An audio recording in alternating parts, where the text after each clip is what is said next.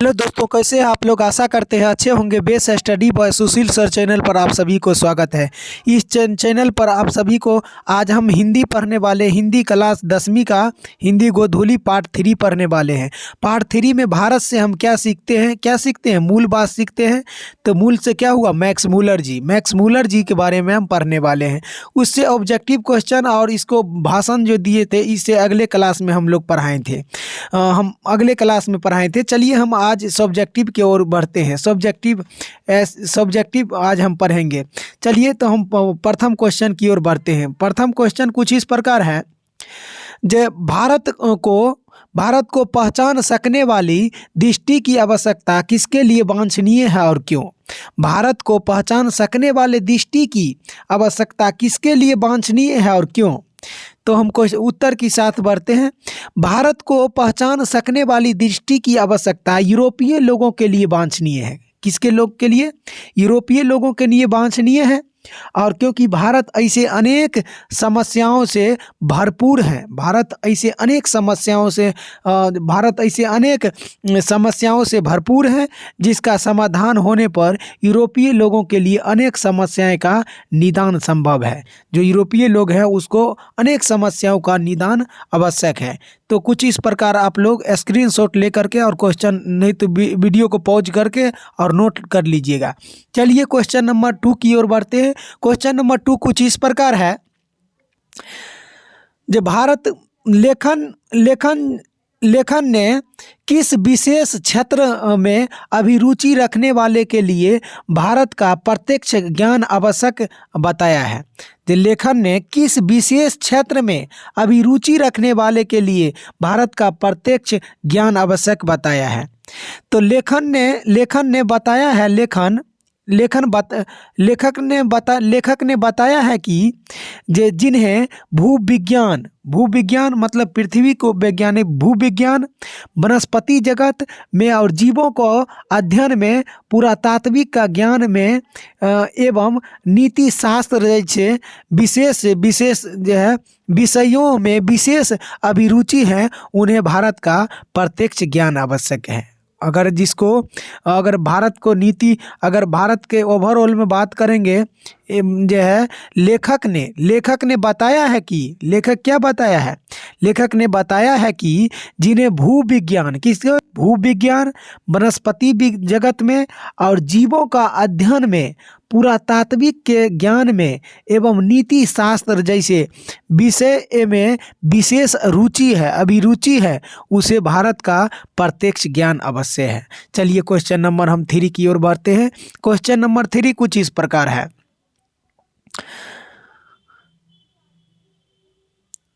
जो लेखक की दृष्टि से सच्चे भारत के दर्शन कहाँ हो सकते हैं और क्यों। लेखक कहते हैं, लेखक के दृष्टि से, मैक्स मूलर जी के दृष्टि से सच्चे भारत का दर्शन कहाँ हो सकते हैं और क्यों। तो लेखक की दृष्टि से सच्चे भारत का दर्शन भारतीय ग्रामीण जीवन में होते हैं। निश्चित है, भारतीय ग्रामीण जीवन में हम सच्चे भारत को देखते हैं गांव में, और भारतीय ग्राम्य सांस्कृतिक में सच्चे भारत निहित है।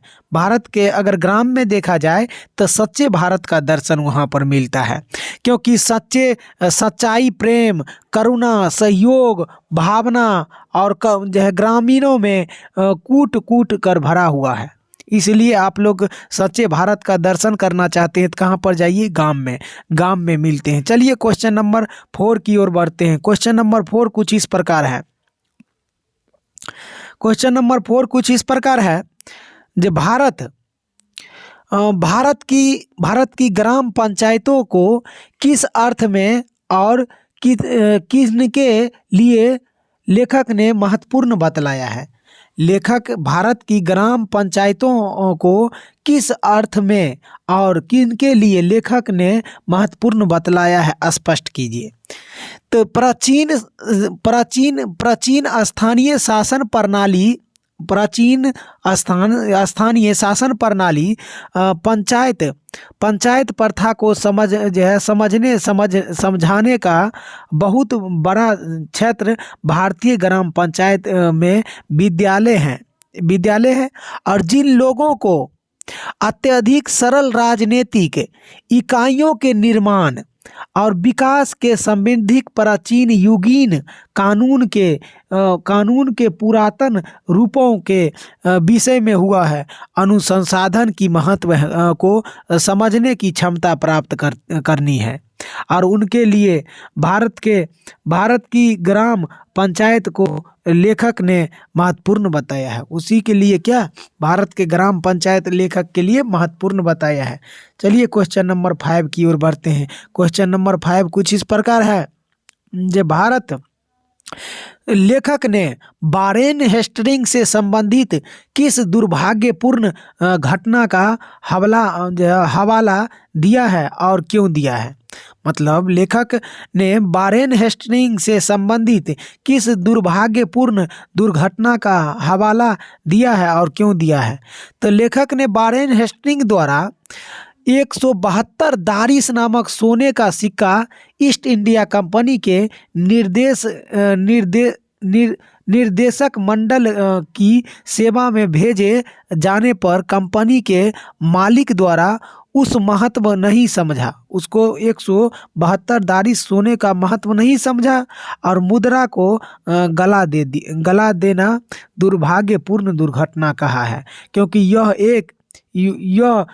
वह एक धरोहर था और अन्वेषण का विषय था, वो अन्वेषण का विषय था। इसलिए लेखक ने वारेन हेस्टिंग्स को संबंधित कहा है। चलिए हम नेक्स्ट क्वेश्चन की ओर बढ़ते हैं। नेक्स्ट क्वेश्चन कुछ इस प्रकार है 6। भारत के साथ यूरोप के व्यापारिक संबंध के प्राचीन प्रणाली लेखन ने क्या दिखाया है।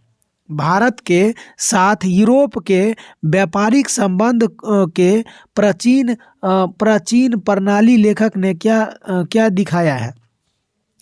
तो लेखक के अनुसार सोलोमन के समय में, जब सोलोमन के समय में ही भारत सीरिया और फिलिस्तीन के मध्य आवागमन के साधन सुलभ हो चुके थे और साथ ही इस 6 देशों के व्यापारिक अध्ययन के आधार पर प्रमाणित होता है कि हाथी के दांत, बंदर और मोर और चंदन आदि जिन वस्तुओं के ऑफिस से निर्यात की बात बाइबिल में कही गई थी। बाइबिल धर्म होते हिंदू धर्म का, बाइबिल में कही जाती है। बाइबिल ये वस्तुएं भारत के बिना किसी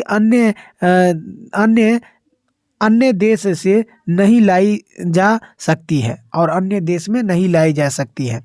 चलिए क्वेश्चन नंबर 7 की ओर बढ़ते हैं। 7 कुछ इस प्रकार है। आप लोग वीडियो को पॉज करके इसको नोट कर लीजिएगा और नहीं तो स्क्रीनशॉट ले लीजिएगा। चलिए क्वेश्चन नंबर 7 की ओर बढ़ते हैं। क्वेश्चन नंबर 7 कुछ इस प्रकार है। भारत किस तरह अतीत और सुदूर भविष्य को जोड़ता है। भारत किस अतीत मतलब पुराने काल, इतिहास। तो भारत किस तरह के अतीत और सुदूर भविष्य को जोड़ता है, स्पष्ट करें। तो भारत अतीत और भविष्य को जोड़ता है। किसको? अतीत और भविष्य को। और यहाँ मानवीय जीवन का प्राचीनतम ज्ञान विज्ञान है। मानवीय जीवन का प्राचीनतम ज्ञान विज्ञान है। और यहाँ की भूमि प्राचीन इसलिए से जुड़ रही है। यहाँ की सांस्कृतिक भाषा के द्वारा विश्व के चिंतन की ऐसी धारण में अवगाहन का अवसर मिलता है जो अभी तक अज्ञात था। अतः यह बीते हुए काल और आने वाले समय के लिए सेतु के रूप में मान्य दिया गया है। एक सेतु के रूप में क्या दिया है? मान्य दिया है। चलिए क्वेश्चन नंबर 8 की ओर बढ़ते हैं। क्वेश्चन नंबर 8 कुछ इस प्रकार है। जब मैक्स मूलर ने संस्कृत की कौन सी विशेषताएं और महत्व बतलाया है। मतलब मैक्स मूलर ने संस्कृत की कौन सी विशेषताएं और महत्व बतलाया है? तो मैक्स मूलर के अनुसार संस्कृत की पहली विशेषताएं इसकी प्राचीनता है और इसके वर्तमान रूप में भी अत्यधिक प्राचीन तत्व भली भांति सुरक्षित हैं। संस्कृत के मदद से ग्रीक, लैटिक, गॉथिक और एंग्लो सैक्सोन जैसे ट्यूटोनिक भाषाओं और केल्टिक तथा स्लाव भाषाओं विद्यमान समानता की समस्याएं को आसानी से हल किया जाता है। चलिए क्वेश्चन नंबर 9 की ओर बढ़ते हैं। 9 कुछ इस प्रकार है। संस्कृत और दूसरी भारतीय भाषाओं के अध्ययन से पश्चात जगत को प्रमुख लाभू क्या क्या हुआ है? तो संस्कृत और दूसरी भारतीय भाषाओं को अध्ययन से पश्चात जगत को प्रमुख लाभू क्या क्या हुआ है? तो संस्कृत और दूसरी भारतीय भाषाओं के अध्ययन से मानव जाति के बारे में पश्चात जगत के विचारक एवं उदार बने हैं। लाखों करोड़ों अजनबियों तथा बरबस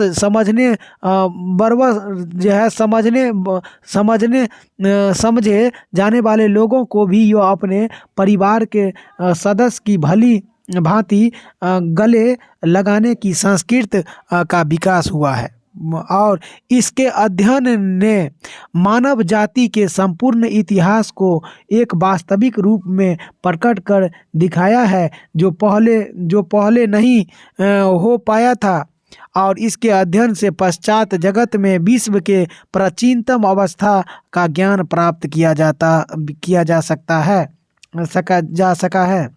चलिए क्वेश्चन नंबर 10 की ओर बढ़ते हैं। 10 कुछ इस प्रकार है। समस्त भूमंडल और सर्वविध संपदा प्राकृतिक सौंदर्य से परिपूर्ण देश भारत है। लेखन ने ऐसा क्यों कहा है? तो भारत ऐसा देश है जहां मानव मस्तिष्क की उत्कृष्टतम उपलब्धियां और सर्वप्रथम साक्षात्कार हुआ है और यहाँ जीवन की बड़ी समस्याओं के ऐसे समाधान ढूंढ निकाले गए हैं जो विश्व के दार्शनिकों के लिए चिंतन का विषय है। यहाँ जीवन के सुखद बनाने के लिए उपयुक्त ज्ञान एवं वातावरण का सामनिध्य मिलता है और मुख्य भूमंडल में अन्यत्र नहीं है। चलिए क्वेश्चन नंबर 11 की ओर बढ़ते हैं। 11 कुछ इस प्रकार है। लेखक ने नया सिकंदर किसे कहा है और ऐसा कहना क्या उचित है? लेखक का अभिप्राय स्पष्ट कीजिए। तो लेखक ने नया सिकंदर भारत को जानना एवं संपूर्ण लाभ प्राप्त करने हेतु भारतीय होने वाले नवागंतुक और अन्वेषकों और पर्यटकों एवं अधिकारियों को कहा है और उसी प्रकार आज भी भारतीय को निकट से जानने के नवीन और संप्रशील को आज का सिकंदर और अतिशयोक्ति नहीं यह उचित है। चलिए नेक्स्ट क्वेश्चन की ओर बढ़ते हैं। नेक्स्ट क्वेश्चन कुछ इस प्रकार है। धर्मों की दृष्टि से भारत का क्या महत्व है? धर्मों की दृष्टि से भारत का क्या महत्व है अथवा धर्म की दृष्टि से भारत का क्या महत्व है? भारत से हमें क्या सीखते हैं? पाठ के आधार पर बताएं। तो धर्म के दृष्टि से भारत प्राचीन काल से ही धार्मिक विकास का केंद्र रहा है। प्राचीन काल से ही धार्मिक विकास का केंद्र रहा है और यहाँ धर्म का वास्तविक उभद्र उसके प्राकृतिक विकास तथा उसके परिहार्य झियमा रूप का प्रत्यक्ष परिचय मिलता है। भारत वैदिक धर्म की भूमि है और बौद्ध धर्म का यह जन्मभूमि है। और पारसियों का जरसूत्र धर्म की यह शरण्य स्थलीय है और आज भी यहाँ नित्य नए मत एवं मान्यताएं प्रकट एवं विकसित होते रहे हैं और इस तरह से भारत धार्मिक क्षेत्र में विश्व को आलोकित जो है करने वाले एवं महत्वपूर्ण देश हैं। चलिए नेक्स्ट क्वेश्चन की ओर बढ़ते हैं। क्वेश्चन कुछ इस प्रकार है, लेखक ने नीतियों कथाओं के क्षेत्र में किस तरह भारतीय अवदान में रेखांकित किया है। तो भारत के लेखक ने बताया है कि नीति कथाओं में के अध्ययन क्षेत्र में नवजीवन का संचार हुआ है और समय समय पर विकसित साधनों और मार्गों द्वारा अनेक नीति कथाएं पूर्व से पश्चिम की ओर प्रवाहित हो रही है। चलिए नेक्स्ट क्वेश्चन की ओर बढ़ते हैं। लेखक ने वास्तविक इतिहास किसे मानता है और क्यों मानता है। लेखक ने वास्तविक इतिहास किसे मानता है और क्यों मानता है। तो लेखक ने किसी विशेष विषय के लेखक ने किसी विषय और भूल और उद्यम स्रोत तक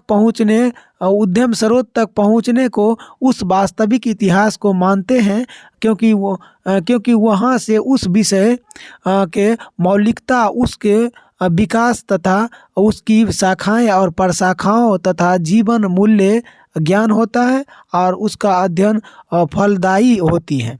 चलिए लास्ट क्वेश्चन की ओर बढ़ते हैं। लास्ट क्वेश्चन कुछ इस प्रकार है, लेखक ने नीति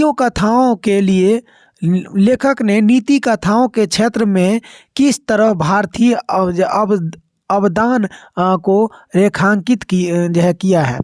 तो लेखक ने बताया है कि नीति कथाओं के अध्ययन क्षेत्र में नवजीवन का संचार हुआ है और समय समय पर विविध साधनों और मार्गों द्वारा अनेक नीति कथाओं पूर्व से पश्चिम की ओर प्रवाहित हो रही हैं।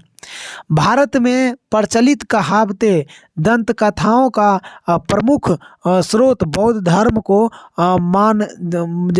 माने जाने लगा है और किंतु इसके निश्चित समस्याओं समाधान की प्रतीक्षा में है। लेखक ने एक उदाहरण लेकर और बताया है कि शेर की खाल में गधा वाली यह कहावत सबसे पहले यूनान दार्शनिक प्लेटो के क्रेटिलस में मिलती है और इसी तरह संस्कृत की एक कथा यूनान के एक नीति कथा से मिलती है। अर्थात भारतीय नीति कथाओं यूनान से कैसे जुड़ी है और यह एक शोध का विषय बना है।